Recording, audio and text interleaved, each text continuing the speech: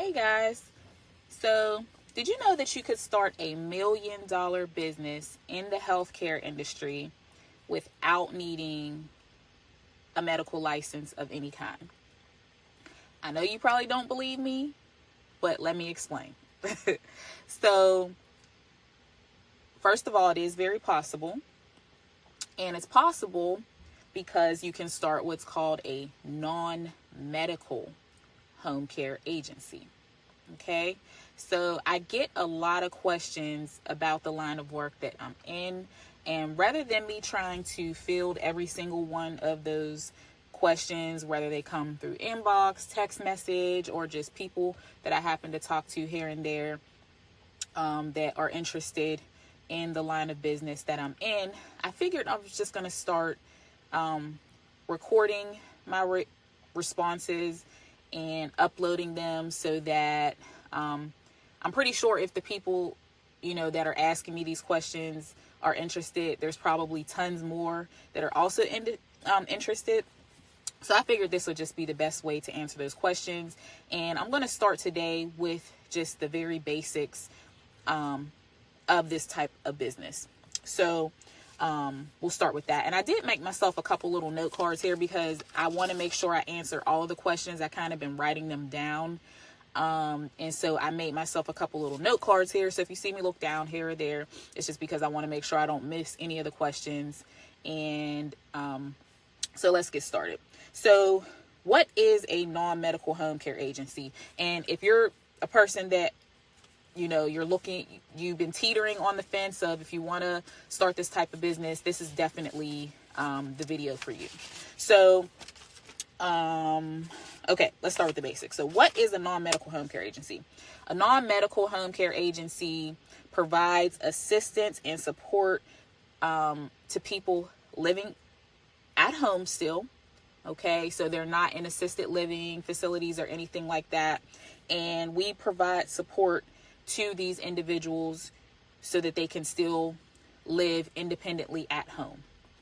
Okay, so the services that we provide do not require professional licenses or anything like that.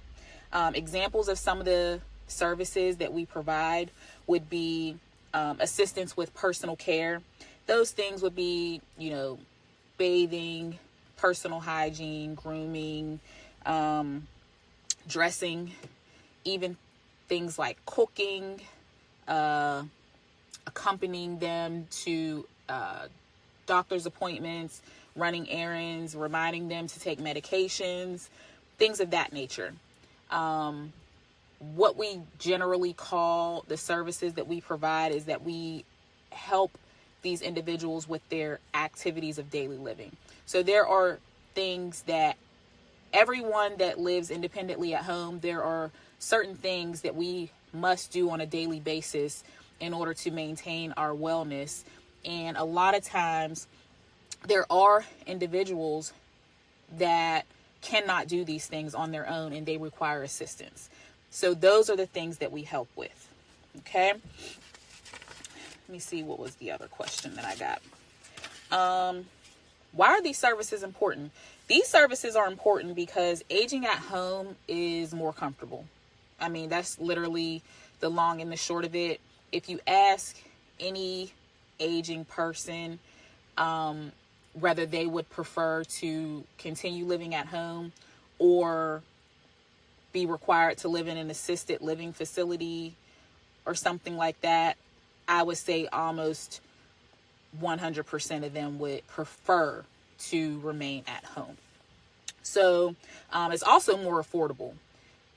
These assisted living facilities are extremely expensive, and if you did not prepare early on and throughout your life to account for these types of expenses, which I would say the majority of Americans either do not or cannot, then it becomes very difficult, at that stage in life.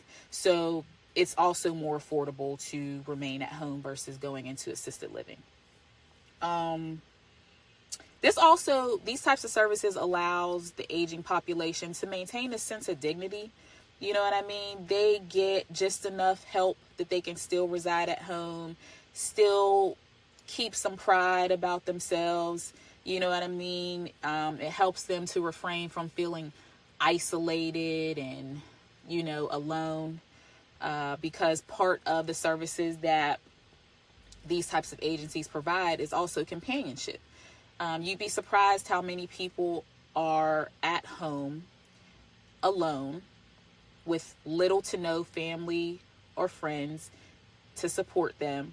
And when you are disabled, that can be very isolating and cause a lot of depression and hopelessness and things of that nature. So agencies such as ours provide these individuals not only with, the ability to maintain their dignity, but it also provides them with a level of support that they need so that they don't feel lonely or isolated. So that's the reasons why these types of agencies are important. I do want to cover one thing too, because this is another question that I get.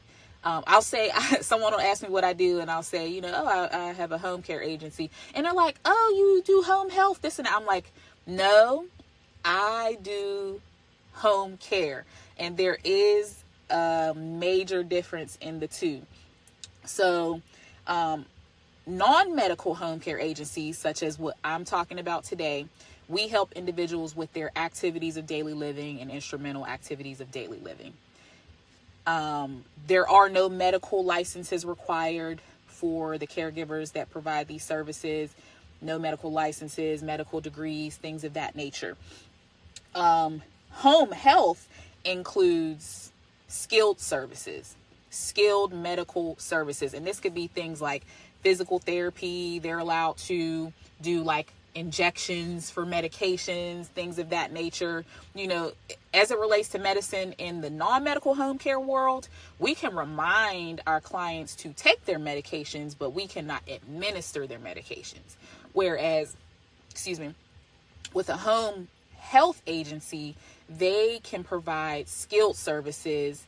And, say for instance, if I was comparing apples to apples, whereas we can provide medication reminders, they can actually administer medications.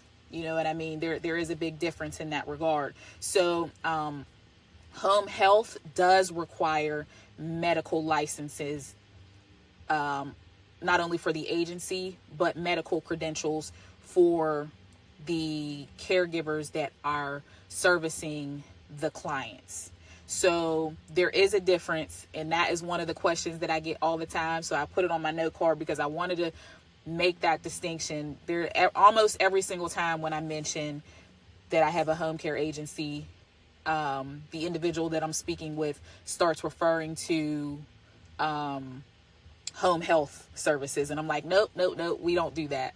So there is a difference, and I'm going to actually make a video later that goes more in detail between the two, and because there is a market for both, and there is a business opportunity for both. So this channel, we're mainly going to focus on the non-medical side of things. However, here and there I may throw in some information regarding home health.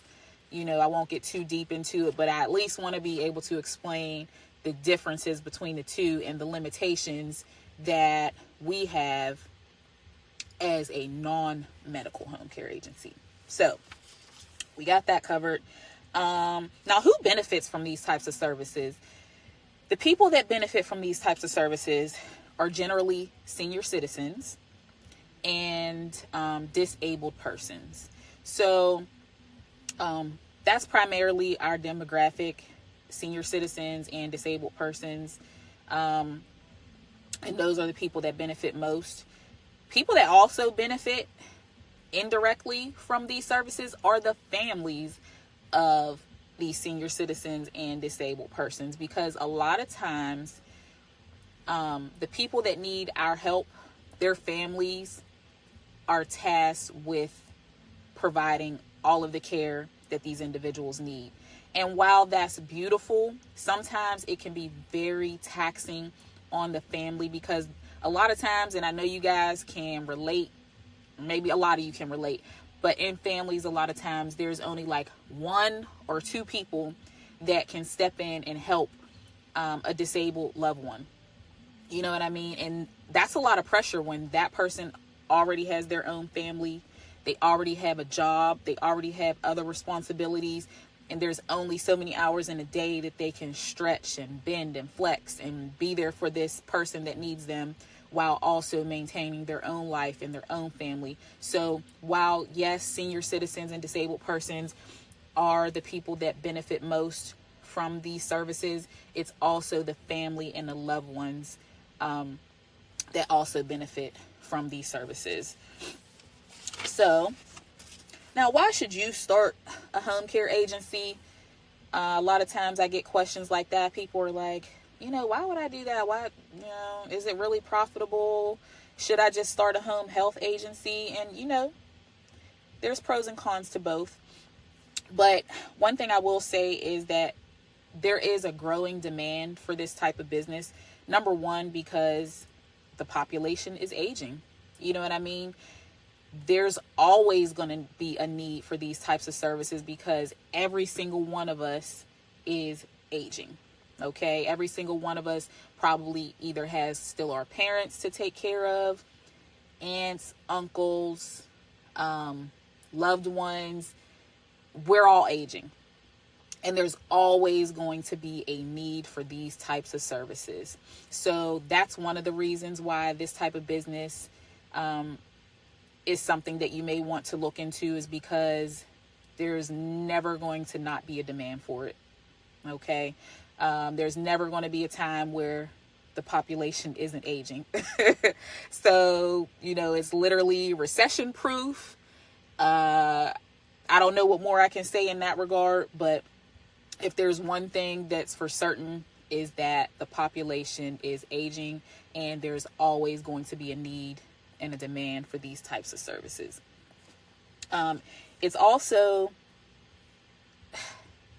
It's a really rewarding business because you literally are making a difference in these people's lives. A lot of times, I can tell you guys, the only help that some of these people get is when our caregivers show up and help them. Some people either do not have any family, or they don't have any family that is willing to help them. Willing or able. I won't just say willing, because some people just literally, even though they have a desire, they just cannot. So it's very rewarding when you can show up and make that type of difference in a person's life. And you can be the difference between them being able to remain at home where they're comfortable and it's a familiar space, versus being forced into going into a nursing home or other skilled care facility, assisted living, things like that. It is very rewarding to know that you can help people in that kind of way. And then also, I'll talk about the financial aspect. This is a very scalable business. You know what I mean? There's very small mom and pop type agencies. And then there are big, huge agencies that have, the franchising and things like that. This business is very scalable. So, you can be as small or as large as you like, depending on how you choose to run your business. But I feel like it's not only a rewarding business, but very lucrative. I mean, I did start this video by saying, did you know you can start $1 million business in the healthcare industry without the need for any medical licenses? So that's a major part of it. Okay. So let me make sure, I'm looking at my notes here. I want to make sure I covered everything, all the questions that I had in my inbox and all of that. Actually, no, I don't think I have anything else. So that's what a non-medical home care agency is. If you're interested in more tips on non-medical home care agencies, stay tuned for my other videos. I will be posting. I'm going to try to do at least one video a week. So, you know what I mean? Stay tuned, subscribe, set the, the bell so that you get notified when I do upload videos and new information. Also, I will be launching a course. This is going to benefit those who actually want to start a home care agency and kind of want like step-by-step help. If you're interested in that, definitely stay tuned to my videos, because I will be announcing when it's actually being launched, how you can access it, things of that nature. You don't need to buy it if you don't want to.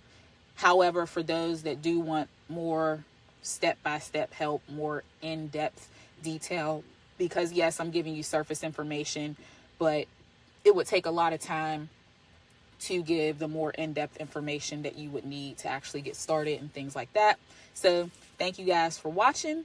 And again, just keep your eyes out for other videos for more tips. All right, thanks.